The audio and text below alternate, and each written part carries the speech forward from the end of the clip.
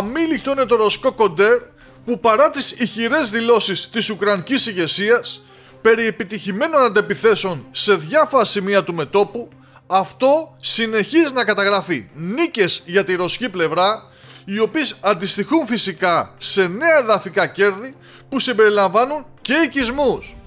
Έτσι λοιπόν, χθες και σήμερα είχαμε νέες σημαντικές ρωσικές επιτυχίες, νέες προωθήσεις μονάδων του ρωσικού στρατού,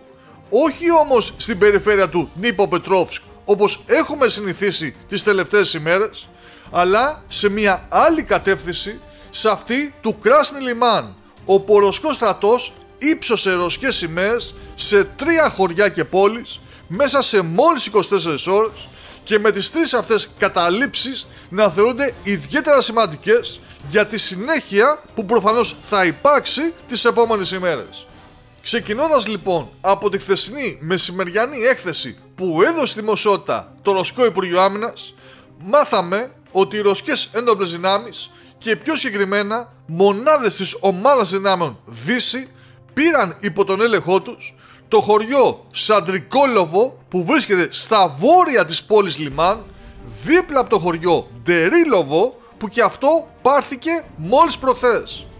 Το Ρωσικό Υπουργείο προχώρησε στη συνέχεια σε κάτι που δεν μας έχει συνηθίσει, σε μια απογευματινή ανακοίνωση, στην οποία και ανέφερε ότι η πόλη Κίροφσκ, δηλαδή η πόλη με την ονομασία Ζαρίτσνε στο χάρτη, που βρίσκεται στα ανατολικά του Λιμάν και ήταν το τελευταίο προπύργιο των Ουκρανών, η τελευταία γραμμή άμυνας πριν την προσέγγιση στο Λιμάν, κατελήφθη πλήρως. Ρωσικές σημαίες υψώθηκαν παντού και για να δείξουν ότι η πόλη πέρασε πια υπό ρωσικό έλεγχο, όπως επίσης και για να εορτάσουν αυτή τη μεγάλη επιτυχία τους που ανοίγει πλέον διάπλατα το δρόμο για την πόλη Λιμάν.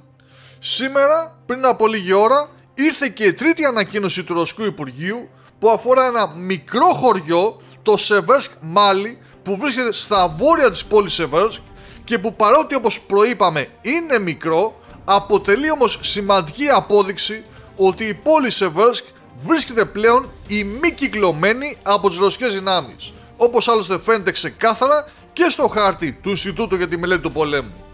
Μιλάμε λοιπόν για ένα μέτωπο που πήρε φωτιά μέσα σε λίγες ώρες και που η φράση «φλέγεται το λιμάν» θα μπορούσε κάλλιστα να είναι και ο τίτλος αυτού του ενημερωτικού βίντεο, αφού αντικατοπτρίζει πλήρως τι συμβαίνει αυτή τη στιγμή στη συγκεκριμένη περιοχή.